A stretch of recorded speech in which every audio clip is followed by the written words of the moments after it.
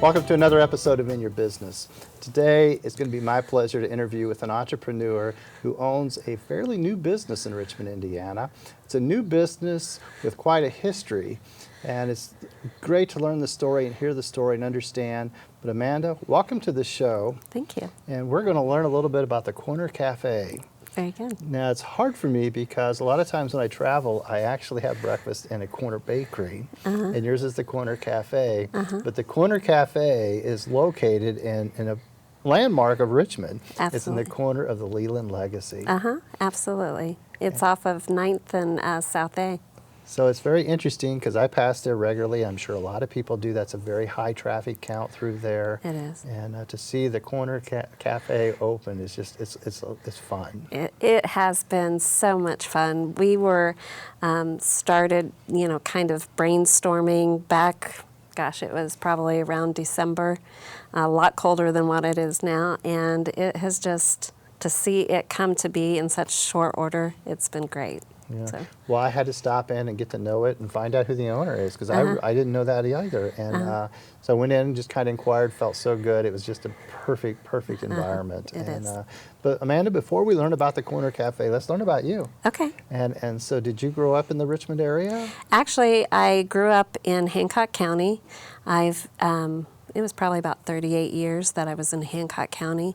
Ended up moving here and love it. I can't imagine living anyplace else. And when you moved here, I know you've been a part of the Leland legacy now for quite a long time. I think it was the Leland, maybe it was even the Lamplight. Yeah. Maybe before that. It was actually before that when it was just senior apartments.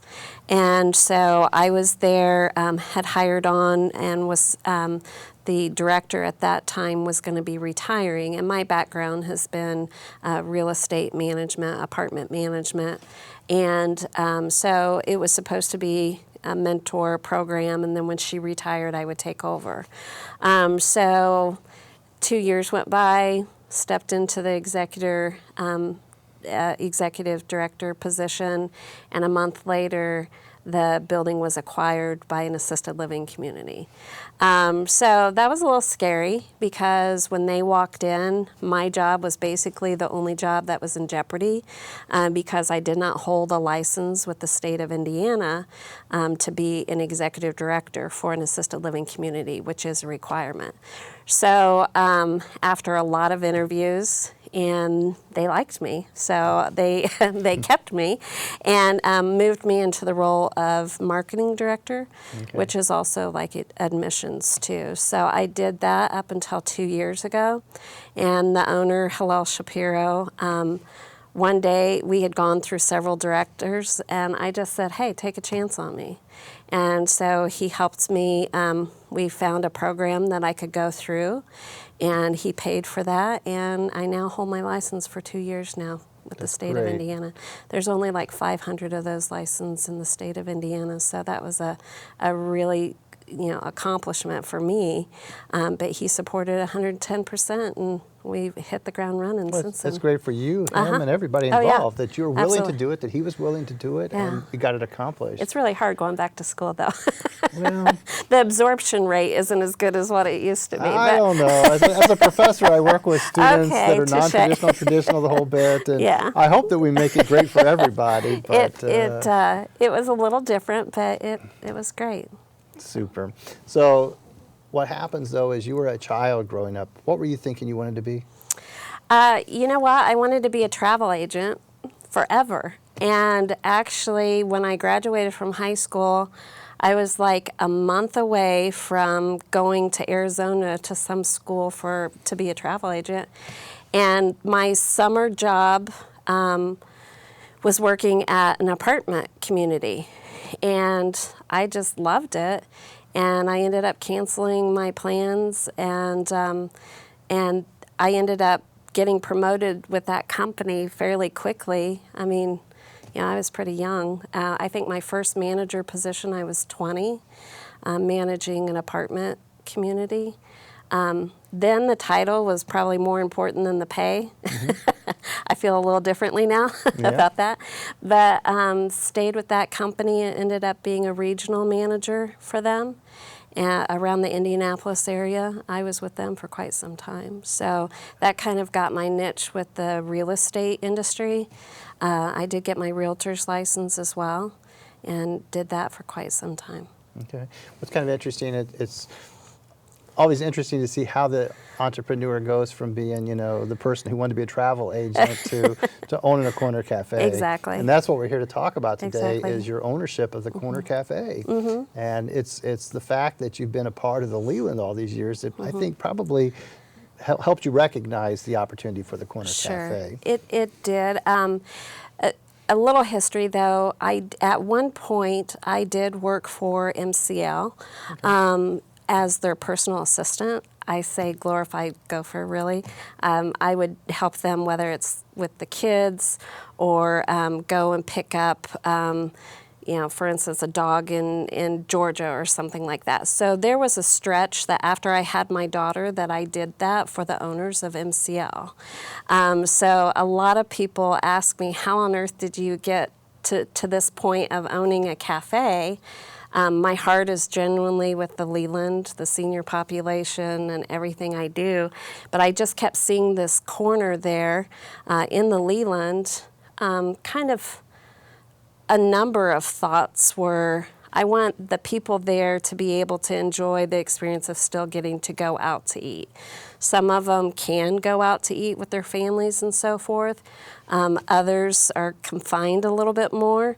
But I want them to still have life experiences. I don't want it to be just sitting around waiting to go, So I really want them to have those experiences. So sometimes you have to get a little creative. And I had known the MCL history of the food, all the recipes, the heart and soul that is in that food, and it genuinely is an experience. And I mean, I grew up with sitting at the dinner table with my mom and dad and sister, and my mom would make a really good home cooked meal. I did not inherit that trait. I enjoy eating, not so much cooking. So, a lot of that kind of meshed together, and then MCL closed in December. And they had done a lot of catering for us at the Leland whenever we would have big events, small events, and that's when things genuinely started going, okay, I turned 50 this year, and I had always wanted to own my own business, and the goal was to hit it by 50. And I'm like, well, I better get with it. Yeah. So it came to be then. See, that's great. So when you come there, so some of the residents there at the Leland will also come to the cafe then to eat as well, right? I mean, yeah. They can eat their meals at the Leland or they can come to the cafe. Right. There is a dining room that we provide food for, but this is a total separate entity. Okay. Bob Anderson and Shonda Brim, who were the managers of MCL, when it closed, I said, hey, what are you going to be doing? Collectively, they have 60 years of experience with MCL. It wasn't just a number of restaurants, Sure, it was sure. with MCL. And it was kind of one of those icons to me, whether you're from Indianapolis or, if you're from Indiana, you know what MCL. Sure. And so after it closed, I met with Bob out at Roscoe's, and I said, hey, I want you to think about this. This was only 2 weeks after they closed. Really think about this. And at first he's like, yeah, I don't know, kind of wanting to get out of the restaurant business. And then the more he thought about it, I would get a text here and there, hey, was just thinking. And so over the course of the next couple weeks, he's like, yeah, let's do this. Well, it's set up very inviting. So a person from the outside feels very welcome to come in and have breakfast, lunch, but also the residents feel like they can just come down and have breakfast Exactly. or lunch. So it's perfect. And even though they can't get out, it's nice to have public in. And again, there's like all walks of life in there. And, to me, that's exciting. We had a young man, a little boy that's probably about 5 or 6. He goes, you mean there's people that live here where the bacon is? so So he was mesmerized that there's a restaurant, but there's also, apartments and so forth for the senior population or whatever. And so it was just some cute commentary that this little guy, he's like, I want to live here when I get older. So your inspiration to have the Corner Cafe comes from the fact that there was a vacant spot, that you had a long-time relationship with MCL. You knew the people who were making things happen at MCL, Sure. and seeing the opportunity to bring it all together. Yeah. And, the good part is the ownership, Hillel, he has been so... The owner of the Leland. Of the Leland, yeah, yes. the owner of the Leland. He has been great for, I've come to him with some really off-the-wall ideas, and he, he'll ask, of course, how are you going to get from point A to point B? And then if it's viable, he'll say, go for it. Yeah. And he gave me his blessing. He didn't even hesitate. And he's been very encouraging through the process, too. So that makes a huge difference. And, also, if you think how much construction had gone on, I had a lot of people, kind of bah humbug, how are you going to do this? No parking, blah, blah, blah. If you offer a good service... I say all the time, customer service has just almost dissolved. Good customer service. So when you do get good customer service, it's just like very poignant. You'll remember that place, Sure. and they are so genuine there. But that's what we all liked when they were MCL. So it's no different now. They have just really the best compliment I've probably received is it's like a Cheers without the alcohol.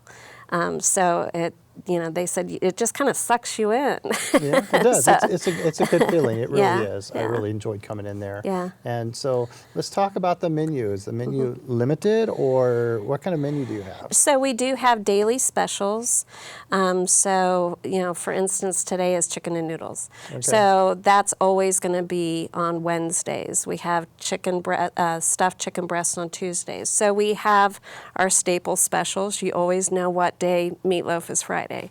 But they will add a couple other entrees. They might switch it up. We've had coney dogs, we've had hamburgers, or, tilapia is popular. It's a mild fish. But then we have everything on our menus. So we really did try to, there's turkey Manhattan. So if you want a turkey Manhattan, of course that's mashed potatoes, gravy, bread, and everything. But let's say if you're gluten-free, you could just get the turkey, and it's very good. They slow roast the roast beef and the turkey. So you can make a really nice meal with that. We use for our sausage gravy of a morning, we use a gluten-free flour for that. Okay. So but it has not lost its flavor. So we really have tried to, connect the dots for everything. We even have a fried bologna croissant sandwich, and it's gone crazy. Everybody loves it.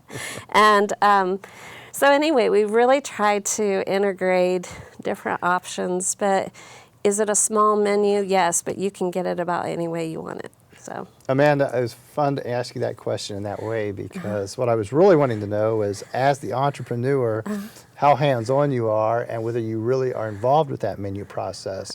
I'm thinking that your manager and your employees are pretty much the ones who create that. Correct. But as much detail as you just gave me, I know you're a hands-on owner. Right. And so that's what I like to hear in an entrepreneur is that you have the passion, that you do take the time, that you are engaged.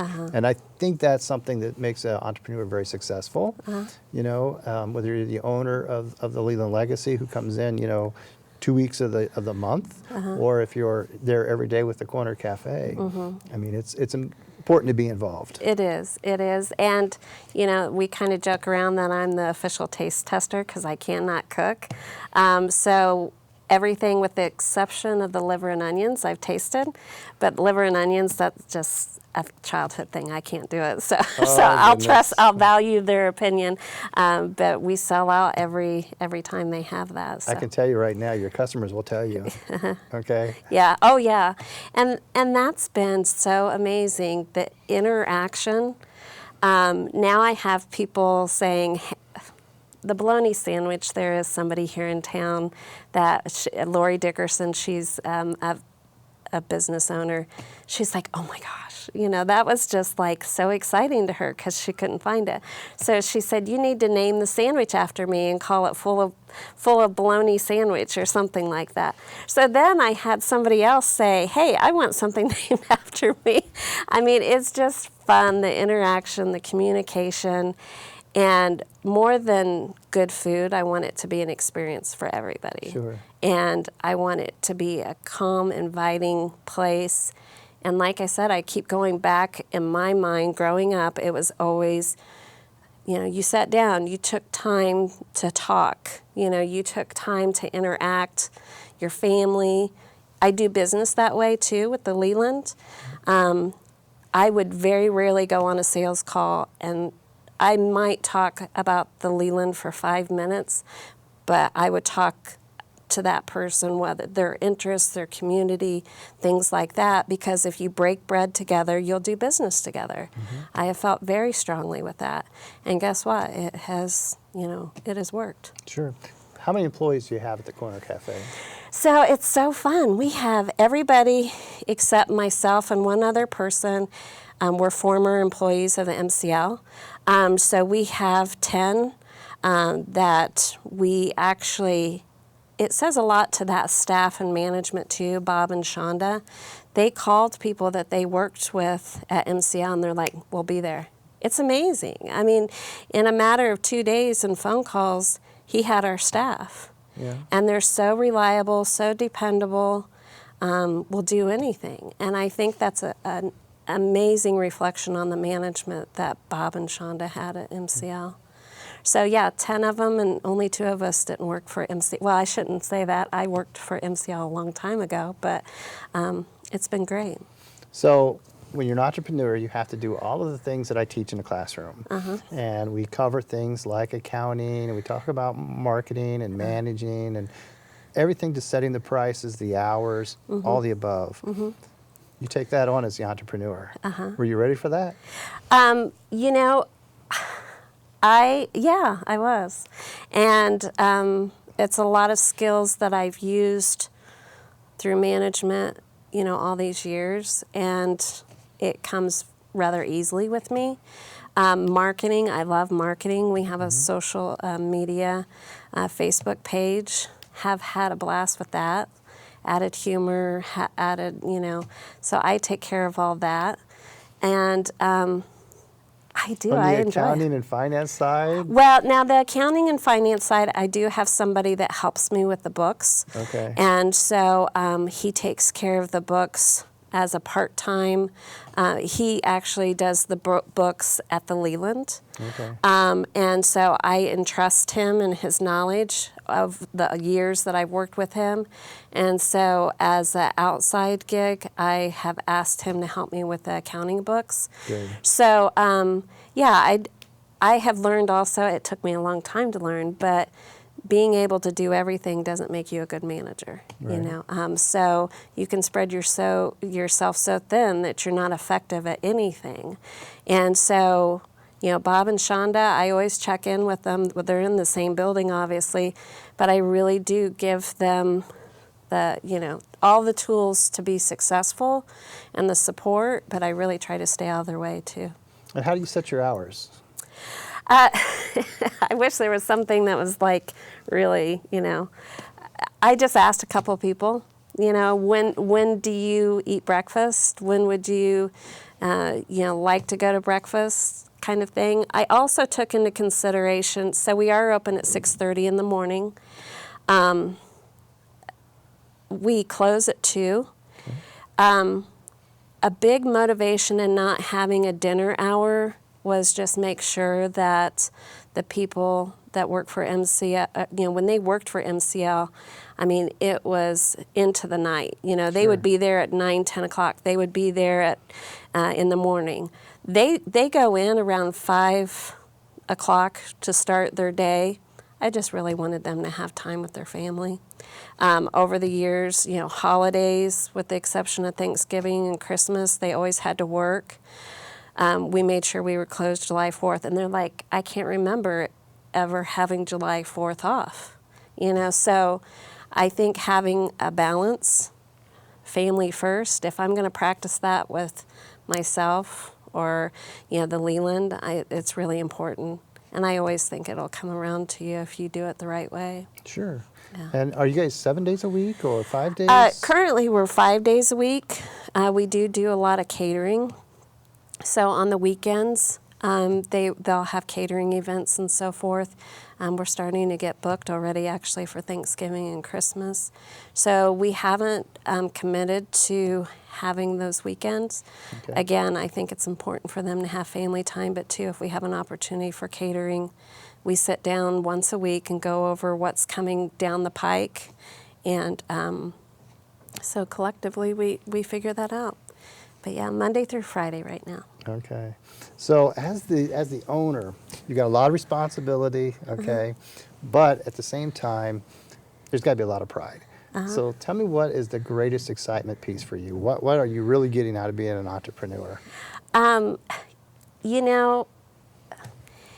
the feedback has been amazing. And like I said, the food, yes, I love hearing. I haven't heard one bad thing about the food. And that's amazing for a restaurant we've been open, 3 months now? And people are just crazy about the food.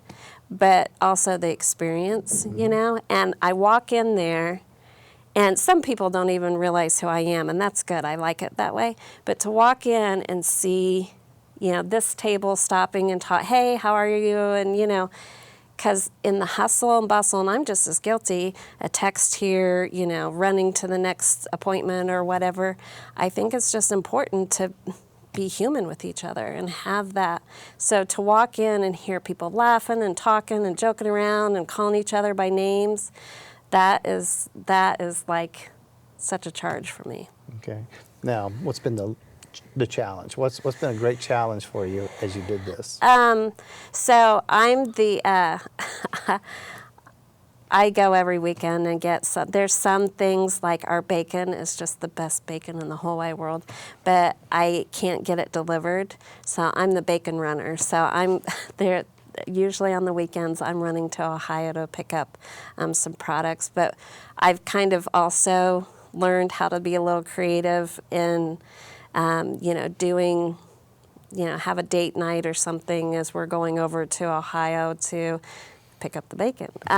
So there's some of that, but I've adapted. I've started to enjoy it. So, but yeah, it was trying to find that balance. I'm really funny about costs, food costs and things like that, which halal has helped me a lot too with the Leland, noticing, yes, it may be, minor for one purchase, but if you're looking at it over the, year, so finding out where I can get a good quality product. I don't want cheap product, I want good quality, but also economically, you just have to be cautious in food costs and things like that.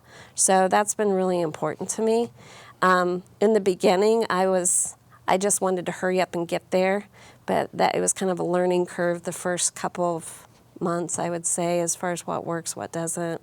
Okay. And if a product isn't good, we pull it. There was one day that the corned beef was tough.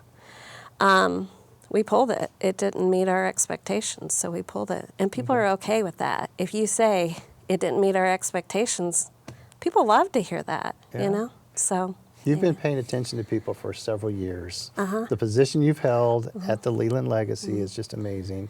You've done a great job. And now you're bringing the Corner Cafe to the individuals that really probably care the most about that facility, whether they be visitors from the outside or inside.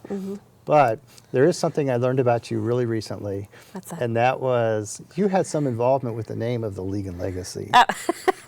I did. It was funny. When Halal bought the building, he came in and I said, so what are we called? And he goes, well, you tell me, And I'm like, So it was thought process for me was I didn't want it to sound like a nursing home or anything like that. And The one thing to me about the building, I remember when I interviewed for that job position, I walked in and I said, God, if I get this job, I'll never leave because it's so amazing.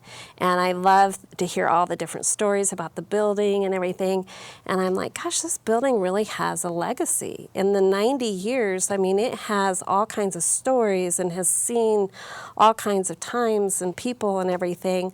And so we tossed it out to the employees. I wanted to make sure that they were included in that process, and it stuck. They loved it. Yeah. And so then, yeah, I will never forget that because he said, yeah, it's up to you. You get to name a building. Yeah, And it now was you fun. get to own a cafe that's adjacent to the building. Exactly, And, exactly. And so that's just marvelous what It's you're been fun. doing. And you made a huge difference in the lives of those individuals. Was MCL closed down after all those years, but those individuals get to continue their legacy of working Right, there. right. And that makes a huge difference. It does, it does. Amanda, thank you for coming on Thank the you. show. I appreciate it. Thank you for bringing Thank you. the cafe to us as well. It's awesome. Thank you. So, this concludes another episode of In Your Business. Today we met with Amanda, and Amanda's done a great job of paying attention to our community and the employees of the MCL, bringing it to the Corner Cafe, bringing together something that's really important to our community. And you know what's fun is learning today that she was a part of naming the Leland building the Leland Legacy. Now it kind of feels like it's a part of her legacy as she brings it all together, her time that she has spent to the Leland, the care that she gives to the seniors in our community, and now providing breakfast and lunch for any of us in the community. So she's doing a great job. She's a great entrepreneur. Thank you again for watching In Your Business.